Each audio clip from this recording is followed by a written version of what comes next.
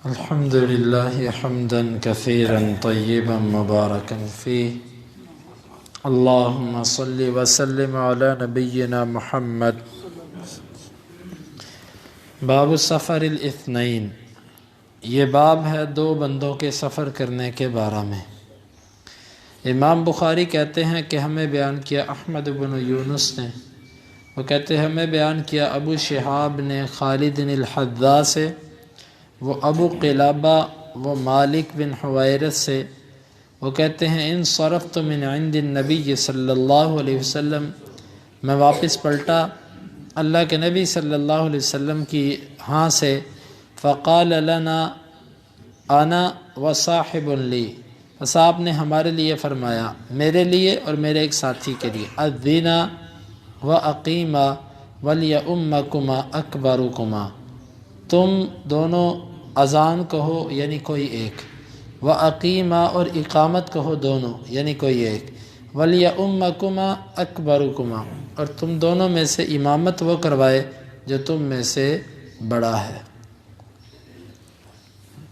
یہ روایت تو معروف ہے کہ مالک بن حویرث مسلمان ہوئے، اللہ کے نبی صلی اللہ علیہ وسلم کے پاس تقریباً 20 دن کے قریب رہے، دین سیکھا سمجھا، بعد میں کہنے لگے اللہ کے رسول صلی اللہ علیہ وسلم ہم نئے لوگ ہیں، نئی ہماری شادیاں ہوئی ہیں تو ہمیں گھر جانا چاہیے۔ آپ سمجھ گئے، آپ نے فرمایا ہاں ٹھیک ہے، ان کو گھر جانے کی اجازت دی اور فرمایا کہ یہ جو تم نے طریقہ سیکھا ہے، دین سیکھا ہے، یہ جا کر پیچھے اپنے گھر والوں کو بھی سکھاؤ، یعنی جو نماز ان کو سکھائی فرمایا کہ یہ اپنے گھر والوں کو بھی سکھاؤ۔ یہی دلیل ہے بہت بڑی کہ مرد اور عورت کی نماز ایک ہے۔ آپ نے مردوں کو جو نماز سکھائی اس کے بارے میں کہا کہ یہ تم جا کر اپنے گھر والوں کو سکھاؤ، جس میں عورتیں اور بچے بھی شامل ہوتے ہیں، لہٰذا مرد اور عورت کی نماز کے طریقے میں کوئی فرق نہیں ہے، البتہ لباس کے اندر فرق ہے، صرف لباس میں یا جگہ میں فرق ہے، مردوں کے لیے پہلی صف افضل اور عورتوں کے لیے جو ہے وہ آخری صف افضل۔ مردوں کے لیے مسجد میں آ کے نماز پڑھنا افضل ہے، لازم ہے، عورتوں کے لیے گھر میں پڑھنا بہتر ہے۔ تو یہ اللہ کے نبی صلی اللہ علیہ وسلم جب جانے لگے یہ دونوں، تو آپ نے ان کو ایک حکم دیا کہ تم میں سے کوئی ایک رستے میں جب نماز کا وقت ہو جائے تو اذان کہے، اس کے بعد پھر وہ بندہ اقامت کہے۔ اذان جو مرضی کہہ لے، آپ نے کوئی شرط نہیں لگائی، اقامت جو مرضی کہہ لے، آپ نے کوئی شرط نہیں لگائی۔ اذان اقامت کے بارے میں وہ جو روایت ہے نا کہ من اذن فہو یقیم، جو اذان کہے وہی اقامت کہے، وہ روایت ثابت نہیں ہے، سند کے اعتبار سے ضعیف ہے۔ البتہ یہ بات ہے کہ ایک نظم و ضبط کو قائم رکھنے کے لیے اور ایک اخلاقی عمل کو سامنے رکھتے ہوئے مؤذن سے یا اجازت لی جائے یا مؤذن کے علاوہ کسی اور کو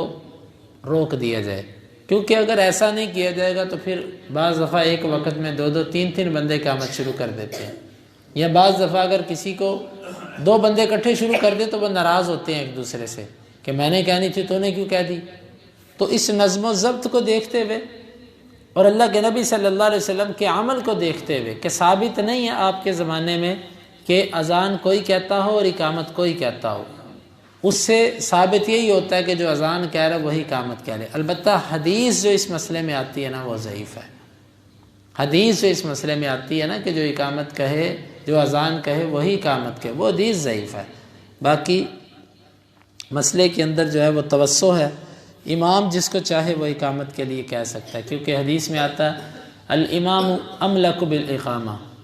والمؤذن املک بالاذان، امام اقامت کا زیادہ حقدار ہے۔ اس کے 2 مطلب ہیں، ایک وہ جب چاہے اقامت کہلوائے،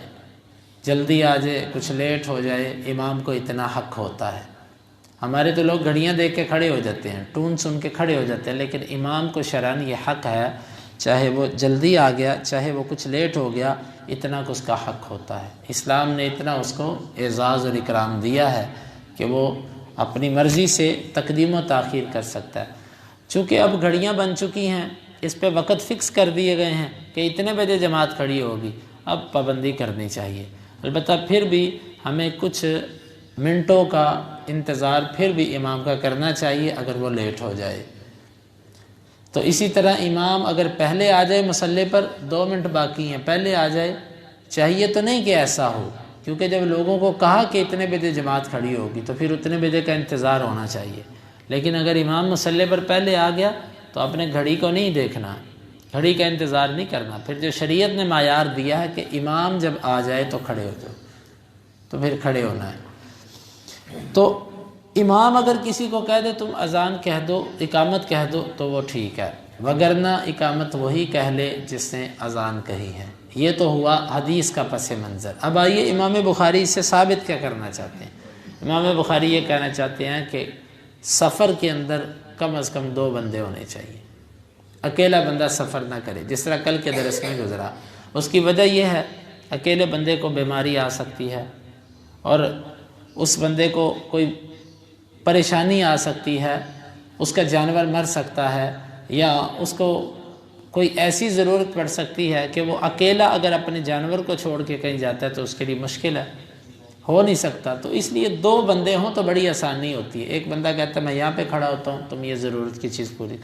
کر لو۔ یہ 2 بندے ویسے بھی ایک دوسرے کو سہارا دیتے ہیں، کوئی چیز اٹھانی ہو، کوئی چیز دلاسا ہوتا ہے پورا۔ اکیلے بندے کو سفر سے منع کیا گیا ہے۔ اور حدیث کے اندر بھی آتا ہے کہ جب بندہ اکیلا ہوتا ہے تو شیطان بعض دفعہ اس کے ساتھ ہوتا ہے، اور جب 2 ہوتے ہیں تو پھر شیطان ان سے دور ہوتا ہے۔ جو 3 ہوتے ہیں جتنے زیادہ ہوتے ہیں شیطان اتنا زیادہ ان سے دور ہوتا ہے۔ تو آپ دیکھیں وہ نماز جو آپ اکیلے پڑھتے ہیں اس پر اتنی توجہ نہیں رہتی بعض دفعہ، اور جب جماعت کے ساتھ پڑھی جاتی ہے تو اجتماعیت کی وجہ سے نماز میں قدر توجہ رہ جاتی ہے۔ تو سفر کے اندر یہ حدیث واضح ہے کہ اکیلا بندہ سفر نہ کرے، اور ویسے بھی اکیلے بندے پر موذی جانور، کیڑے مکوڑے، حشرات اور خوفناک چیزیں یہ بھی حملہ آور ہو سکتی ہیں۔ اور جب بندہ کم از کم 2 ہوتے ہیں تو اس کا ایک روب ہوتا ہے، اللہ تعالیٰ کی طرف سے ایک نصرت اور مدد ہوتی ہے۔ تو یہ ہے امام بخاری ثابت کرنا چاہتے ہیں کہ پچھلے سے تو ثابت ہوا تھا کہ ہراول دستے کے طور پہ اکیلا بندہ بھیجا جا سکتا ہے، لیکن یہاں پر انہوں نے ساتھ ہی واضح کر دیا، لیکن سفر پر ایسا نہ کرنا، سفر پر 2 بندے ہونے چاہیے۔ اور میں نے یہ بھی واضح کر دیا تھا کہ آج کے جو سفر ہے گاڑیوں کے اندر، ٹرین کے اندر، جہاز کے اندر، یہ جائز ہے، کیونکہ یہاں پر بندہ اکیلا نہیں ہوتا، یہاں پر ایک پورا گروپ بن جاتا ہے۔ اگرچہ یہاں پر بھی بہتر یہ ہے کہ بندے کے پاس اپنا قریبی ساتھی ہو تاکہ کوئی مشکل آئے تو دوسرا تعاون کر سکے، لیکن اگر نہیں ہوتا تو ان سفروں کی جو حیثیت ہے یہ ایک قافلے اور جماعت کی ہے، یہ درست ہے۔ البتہ تنگ تنہا بندہ اکیلا اپنی گاڑی لے کر دور دراز کے سفروں پہ نکل جائے، لمبے شہروں کی طرف نکل جائے، تو بعض وقت کسی ایسی جگہ پہ گاڑی خراب ہو جہاں پر کوئی شہر نہیں ہے، جہاں پر جو ہے وہ غلط قسم کے لوگ ہیں، تو آپ کی وہ جو مال ہے اس کو بھی وہ غصب کر لیں گے، اور آپ کے لیے بھی، جان کے لیے بھی مشکل بن سکتی ہے۔ تو یہ اسلام کے جو احکامات ہیں اس میں بڑی حکمت ہے، اللہ تعالیٰ انہیں سمجھنے کی اور عمل کی توفیق عطا فرمائے۔ اللہم انفعنا بما علمتنا وعلمنا ما ينفعنا وزدنا علما وآخر دعوانا ان الحمد للہ رب العالمین۔ حدیث نمبر 2848۔